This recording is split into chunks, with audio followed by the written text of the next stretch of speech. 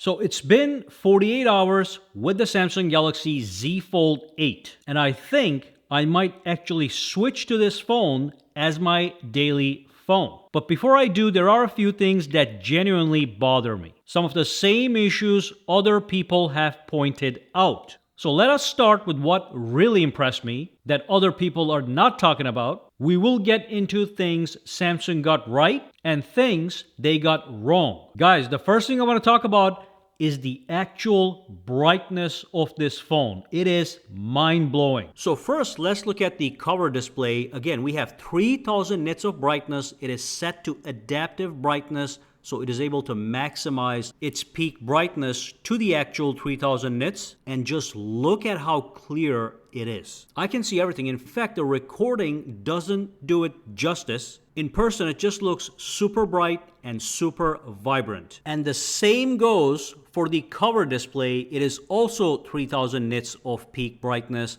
And on top of that, it's got the anti-reflective coating, which just makes it even better because it reduces any glare and reflections that you might have in the back. So look, anybody wondering about daytime visibility, this one here is a home run. Now I did try to record some under sunlight conditions, but the video cameras don't like that, so they mess up the whole scene. But trust me, once you test this in person, you're gonna see exactly what I'm talking about. Fully visible display in bright daytime conditions. Real quick guys, if you wanna buy the Samsung Galaxy Fold 8 at the lowest pricing with the best incentives, I'm gonna drop the links down below. So right now you can get up to $1,200 in trade-in credits, get $200 off if you don't have a trade-in, that is a flat discount, and also get an additional $100 off if you use PayPal at checkout. Now these are limited time deals. Use my affiliate links down below. Now another very important feature that a lot of people are not talking about is the fact that you can do complete multitasking on this smartphone at the level of the Fold 8 Ultra. That means I can do split screen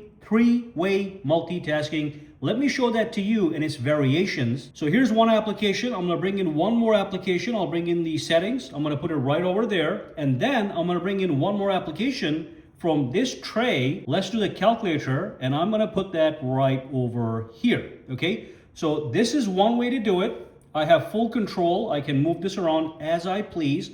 Or I can also go to 3-way side-by-side multitasking if I please. So this is going to be a fantastic feature. And in this case, because the phone is wider than the Fold 8 Ultra in its base orientation, you do get more of the app in the screen. It is shorter, but it's wider, so you get to see more in the application. Now, another huge thing, because when you unfold this phone, it goes into the landscape orientation. When you're holding it like my wife is holding it to watch a movie, you're not blocking the speakers. The speakers are at the top and the bottom, so they're not getting blocked by the hands that are holding the actual phone. That's going to be a major pain point on the Z Fold 8 Ultra and was also on the Fold 7. Let me show you what I'm talking about so you can see the contrast. Now with the Fold 7, you have to turn the phone to get the same aspect ratio to watch movies, and then the speakers get blocked. As you can see, her fingers and palms are all over the speakers, which in this case are on the sides because we rotated the phone. So I can hold the Fold 8 snugly like this to watch a movie, which is natural, and the speakers are not blocked because they're at the bottom and the top. Now with the Fold 7, if I'm holding it like this to get that same aspect ratio, look at this. The speaker over here is completely blocked when I hold it like this to enjoy a movie. I don't think anybody mentioned this, but I actually love watching videos on the cover display in the landscape orientation as well.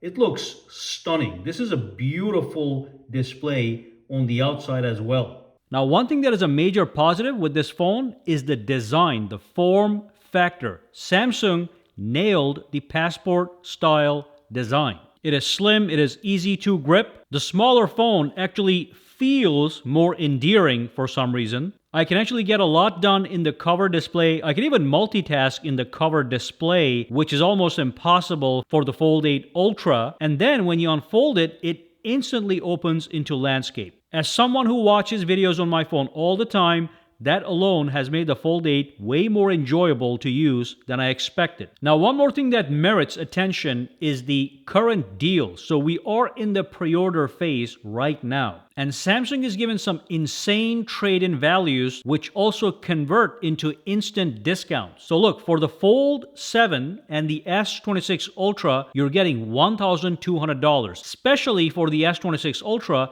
you're basically getting what you paid for the S26 Ultra. And even the Fold 6, they're giving you $1,100 trade-in value. Try selling the Fold 6 for that price on eBay. You're not going to get that. So again, if you want to benefit from these high trade-in deals, you can click the links down below and get these high trade-in values, because they will be gone the moment pre-orders end in a couple weeks. Now, another thing I like is the fact that we now have 45-watt fast charging. So basically, if the battery is dead, you can charge it from 0 to 65% in 30 minutes. That's very useful and practical. And it really helps that we now have 4,800 milliamp hours battery, which is actually larger than the flagship Fold 7 from last year, which was only 4,400 milliamp hours. So really good updates with the battery. But anyway, let's move on to the negatives. Couple of things I wish were better. Now, one thing I don't like, which I'm going to show you right now, is here's the Samsung Galaxy S26 Ultra, and look at this. I'm gonna log into my device. That's it. That's simple, okay? With the Samsung Galaxy Z Fold 8 and the Fold 8 Ultra, we have this fingerprint sensor built into this super slim power button, which is simply not as fast. So I'm going to turn this off, and then when I tap it, I gotta press it. It takes a little bit. It's just the way I hold the phone, my finger doesn't naturally fall into place. And because this phone happens to be slightly wider, it's just a reach to come all the way here to unlock the phone with the fingerprint. And yes, you can set up a Face ID unlock with the camera, but that is simply not as secure as a fingerprint. So I do wish Samsung had figured out a way to put a fingerprint sensor in the display. It is not a cheap phone, so I'm sure they can get that done if they wanted to. And also, trying to register your fingerprint with this phone is actually quite a nightmare. It takes forever.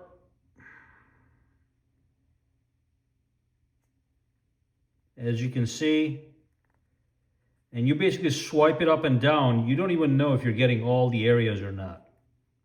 Now, another dislike is going to be the camera. So this one right over here is a 50 megapixel ultra wide camera, and this one here is a 50 megapixel main camera. I rarely use the ultra wide camera, so I would have preferred if they instead gave me a 3 times or a 5 times telephoto camera.